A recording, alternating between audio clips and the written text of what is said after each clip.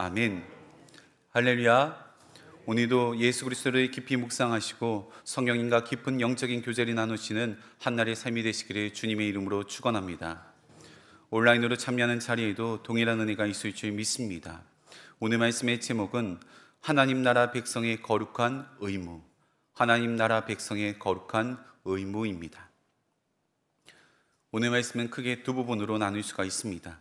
첫 번째로는 1절에서 7절, 국가 건세에 대한 태도입니다. 모든 것에는 하나님께서 세우신 것이기 때문에 복종해야 합니다. 두 번째로는 8절에서 14절, 사랑과 깨어있는 삶입니다. 사랑은 율법의 완성이며 빛의 갑옷을 입고 늘 깨어있는 삶을 살아가야 합니다. 우리가 알고 있는 사도 바울은 철저한 유대인이었고 율법에 정통한 바리새인이었습니다. 그런데 놀랍게도 그는 로마 시민권을 가지고 있는 이중국적자였습니다. 당시 로마 시민권은 아무에게나 주어지는 것이 아니었습니다. 로마 시민은 법적으로 나라의 보호를 받았고 억울한 재판을 받지 않을 권리가 있었으며 심지어 재판에 항소할 수 있는 특권도 가지고 있었습니다. 사도 바울은 자신을 향해 채찍질하려는 백부장에게 이렇게 말하자 말 한마디에 백부장은 깜짝 놀라 달아났습니다. 사도행전 22장 25절입니다. 너희가 로마 시민 된 자리에 죄도 정하지 아니하고 채찍질할 수 있느냐? 그런데 사도 바울은 또 하나의 국적을 가지고 있습니다. 빌립보서 3장 20절 말씀입니다. 그러나 우리의 시민권은 하늘에 있는지라 거기로부터 구원하는 자 곧 주 예수 그리스도를 기다리노니, 바로 하나님 나라의 시민권입니다. 사도 바울은 두 시민권 사이에 갈등하지 않았습니다. 두 시민권 모두를 책임 있게 살았던 사람입니다. 로마의 법을 존중하며 따라 살았고 동시에 하나님 나라 백성으로서의 삶을 포기하지 않고 최선을 다해 살아갔습니다. 이런 삶이 바로 오늘 본문에서 사도 바울이 요청하고 있는 삶인 것입니다. 우리는 분명 하나님 나라의 백성들입니다. 그러나 동시에 이 땅에 발을 붙이고 살아가는 이중국적자입니다. 하나님 나라를 소망하며 살아가지만 지금 이 땅에 살아가고 있는 우리 삶에도 분명한 책임이 있습니다. 그렇다면 하나님 나라의 백성이 이 세상에서 어떻게 살아가야 하는 것인지, 이중국적자의 삶은 어떠한 삶인지 오늘 말씀을 통하여서 영적인 교훈을 얻고자 합니다. 첫 번째로는 하나님께 세움받은 질서를 존중해야 합니다. 하나님께 세움받은 질서를 존중해야 합니다.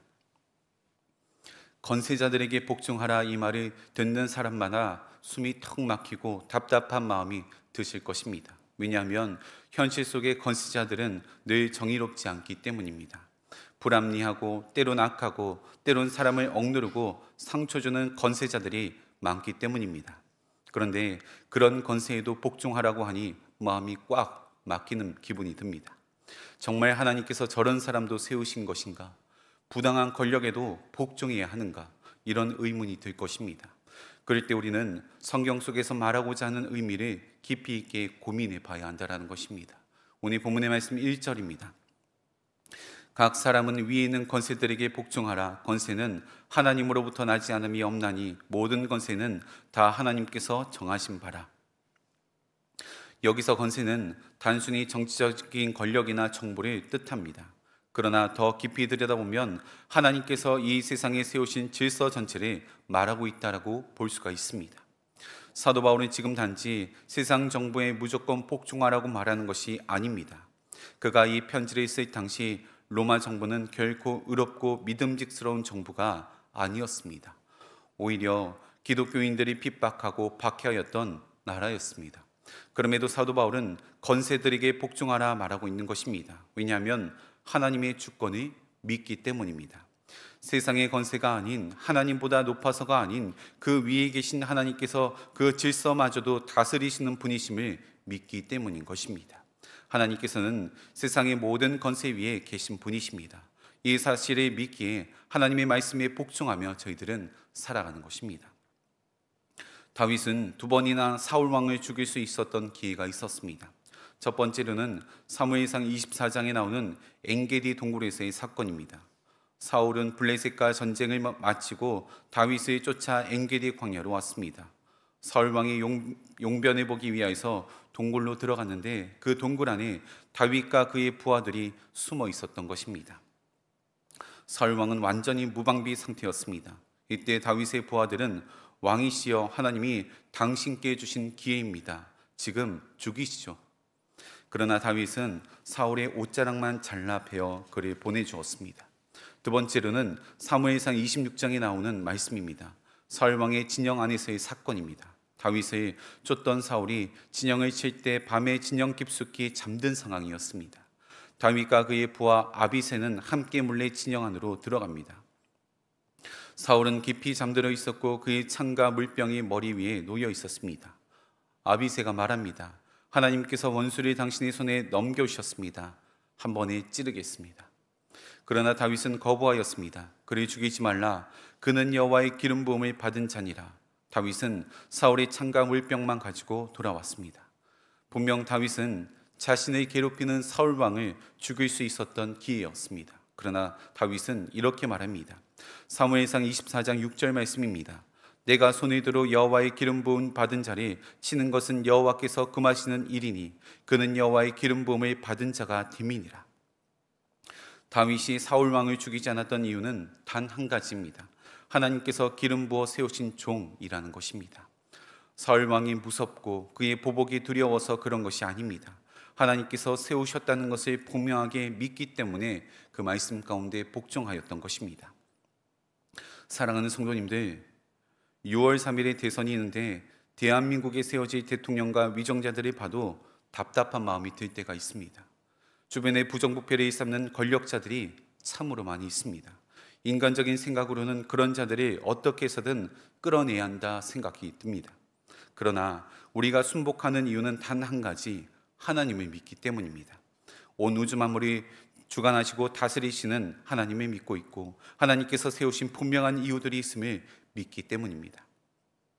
비록 세워진 권력자들이 악할지라도 말입니다. 바라기는 하나님의 주권을 인정하며 세상 권력자들에게 복종하는 것이 아닌 하나님께 복종하고 나아가시는 저와 여러분 되시기를 간절히 축원합니다.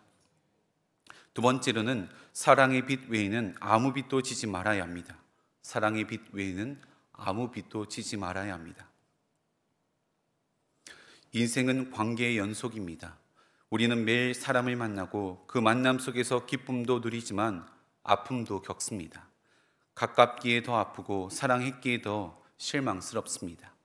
부부 사이의 갈등, 가족 간의 오해, 친구 사이의 섭섭함, 직장 내 불공평함 등 이 모든 갈등은 결국 사람과의 문제에서 시작됩니다. 그러기에 사도 바울은 아주 명확하게 말하고 있습니다. 오늘 본문의 말씀 8절입니다. 피차 사랑의 빛 외에는 아무에게든지 아무 빛도 지지 말라. 남을 사랑하는 자는 율법을 다 이루었느니라. 이 말씀은 사랑의 빛을 다 갚고 정리하라 이런 뜻이 아닙니다. 사랑의 빛을 끝까지 가지고 살아가라 라는 뜻입니다. 우리는 서로에게 사랑을 베풀 책임이 있는 존재들입니다. 마치 한평생 갚아야 할 대출처럼 우리는 계속해서 사랑이라는 빛을 갚아 나가야 합니다. 그런데 하나님께서 하신 명령 중 가장 지키기 어려운 말씀이 있다면 원수를 사랑하라. 너를 박해하는 자를 위하여 기도하라. 예수님께서 산상수훈에서 말씀하신 이 말씀이 아닐까 생각이 됩니다. 원수를 대할 때 사실 맞대응하지 않고 그냥 무시하거나 뒤돌아서서 가는 정도라면 내 스스로도 잘하고 있다 생각이 됩니다. 원수를 미워하지 않는 것만으로도 참 잘하고 있다 여겨지는 것입니다. 그러나 하나님께서는 한 걸음 더 나아가 원수를 사랑하고 그에게 복을 빌어주라 라고 말씀하십니다. 이는 결코 쉬운 일이 아닙니다. 아니, 불가능해 보입니다. 나를 위협하고 나를 괴롭히며 나를 못살게 하는 원수가 있는데 그를 마음으로 용서하고 품어주며 사랑하라 말씀하시는데 가능한 일인가 생각이 듭니다. 그런데 우리는 이미 엄청난 사랑의 빛을 진 존재들입니다. 예수님께서는 원수된 우리를 먼저 용서하여 주셨고 우리의 모든 죄를 위하여서 십자가에서 물과 피를 쏟아주셨습니다. 하나님께서 베풀어 주신 사랑은 평생 갚아도 갚을 수 없는 사랑입니다. 그런데 문제는 하나님의 엄청난 사랑을 받고도 자꾸만 잊어버린다는 것입니다. 마태복음 18장에 보시면 1만 달란트 탕감받은 자가 등장합니다. 한 달란트가 대략 6천 데나리온이고 한 데나리온은 당시 하루 품삯 정도입니다. 하루 품삯이 10만 원 정도로 잡고 계산한다면 대략 1만 달란트는 60조 원이 될 것입니다. 상상할 수 없는 금액을 탕감받았습니다. 그런데 말씀을 보면 집으로 돌아가는 길에 100데나리온, 대략 1,000만 원 정도의 빚을 진 동료를 만나 빚을 갚으라라고 독촉하고 있는 것입니다. 얼마나 어이없는 상황인지 모릅니다. 물론 1,000만 원이 적은 금액은 아닙니다. 그러나 조금 전에 60조 원의 탕감받았습니다. 그런데 이 모습이 우리들의 모습과 같다라는 것입니다. 우리는 십자가에서 60조 원의 탕감받았으면서도 나에게 1,000만 원 빚진 자를 용서하지 못합니다. 사랑하는 성도님들, 그렇기 때문에 우리가 구해야 할 것은 하나님께서 베풀어 주신 은혜를 잊지 않게 구해야 하는 것입니다. 하나님께서 베풀어 주신 은혜를 기억한다면 원수를 용서할 수가 있습니다. 그러나 하나님께서 베풀어 주신 은혜를 잊어버린다면 원수는 도저히 용서할 수 없는 존재입니다. 바라기는 하나님께서 베풀어 주신 은혜를 마음 깊이 되새기셔서 사랑의 빛 외에는 아무 빛도 지지 않는 저와 여러분 되시기를 간절히 축원합니다. 세 번째로는 빛의 갑옷을 입고 영적으로 깨어있는 삶을 살아야 합니다. 빛의 갑옷을 입고 영적으로 깨어있는 삶을 살아야 합니다. 12절 말씀입니다. 밤이 깊고 낮이 가까웠으니 그러므로 우리가 어둠의 일을 벗고 빛의 갑옷을 입자. 이제 우리는 잠에서 깰 때가 되었습니다. 이는 우리의 구원이 처음 믿을 때보다 더 다가왔기 때문입니다. 마지막 심판대 앞에 설 때 부끄럽지 않기 위하여서는 늘 깨어 있어야만 합니다. 그런데 우리가 세상에 발이 내딛는 순간부터는 사단의 소굴입니다. 베드로전서 5장 8절 말씀 보시면 근신하라 깨어라 너희 대적마귀가 우는 사자같이 두루다니며 삼킬 자리 찾나니. 우리는 지금 영적인 전쟁터에 서 있습니다. 우리의 생각과 마음을 완전히 장악하여서 하나님 앞에 나아가지 못하게 합니다. 점점 저희들이 바쁘게 만드는 것입니다. 점점 저희들을 이기적으로 만드는 것입니다. 계속해서 죄 가운데 머물 수 있도록 만드는 것입니다. 초등학교 아이들에게 만일 투명인간이 된다면 무엇을 하고 싶니? 라고 물어보았습니다. 내가 미워하는 사람을 찾아가 골탕을 먹여줄 것이다. 슈퍼에 가서 먹고 싶은 것이 있으면 마음대로 먹을 것이다. 장난감 가게에 가서 가지고 싶은 것을 다 가질 것이다. 이런 대답들을 한다라고 합니다. 재미있는 답변 같지만 자세히 들여다보면 우리는 본질상 죄인이라는 것을 명확하게 들여다볼 수 있는 예시입니다. 아무도 보고 있지 않으면 초등학생이라고 할지라도 죄를 지으려는 본성을 가지고 있습니다. 그렇기 때문에 저희들은 빛의 갑옷을 입어야 합니다. 갑옷은 전쟁터에서 몸을 지키는 장비입니다. 빛의 갑옷을 입는다는 것은 말씀과 기도, 성령 안에서 거룩한 삶을 선택하는 태도입니다. 어둠의 일을 벗고 빛의 갑옷을 입고 하나님 나라의 군사로 살아가야 합니다. 그렇지 않으면 언제 죄 가운데 넘어질지 모르기 때문입니다. 이 싸움은 하루만 싸우는 싸움이 아닙니다. 매일매일의 싸움이며 지속적인 결단이 저희들의 삶 가운데 요구됩니다. 사랑하는 성도님들, 우리는 하나님 나라의 백성들입니다. 이 땅에 속하여 살아가고 있지만 하나님 나라의 소속감을 분명히 가지고 그에 합당한 삶을 살아가야 합니다. 바라기는 영적으로 온전히 무장하여서 주님 오실 날을 준비하며 살아가는 지혜로운 하나님의 자녀 되시기를 간절히 축원합니다. 함께 기도하겠습니다. 사랑이 많으신 하나님 아버지, 우리는 이 땅에 속하여 살아가지만 하나님 나라의 국적을 가지고 살아가는 천국 시민입니다.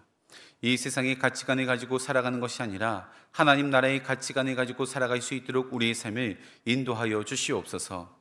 세상 권력자들에게 복종하는 것 도저히 이해가 안 되지만 이 세상을 다스리시고 통치하시는 분이 하나님이심을 믿고 하나님의 말씀 가운데 복종하는 삶 살아갈 수 있도록 인도하여 주시옵소서. 또한 우리의 힘으로는 도저히 원수를 사랑할 수 없음을 이 시간 고백합니다. 하나님이 십자가에서 보여주신 사랑을 늘 기억하게 하시며 평생 갚아도 갚을 수 없는 사랑의 빛을 지고 있다는 것을 마음 깊이 늘 간직할 수 있도록 인도하여 주시옵소서. 세상이 점점 악해져만 가고 있습니다. 영적으로 무장하게 하시며 빛의 갑옷을 입고 세상의 악한 가운데 물들지 말게 하시며 주님 오실 날이 지혜롭게 준비하고 나가는 믿음의 자녀 될 수 있도록 인도하여 주시옵소서. 이 시간 하나님 앞에 귀한 마음을 담아 11조와 1,000번째 여러 가지 감사의 예물을 올려드립니다. 이 예물이 담긴 기도의 제목과 간절히 부르짖는 눈물의 기도 소리에 응답하여 주시며 하나님 나라를 위하여서 귀하게 쓰임받는 도구 되게 하여 주시옵소서. 우리를 하나님 나라 백성으로 삼아주신 우리 주 예수 그리스도의 이름으로 기도하옵나이다. 아멘.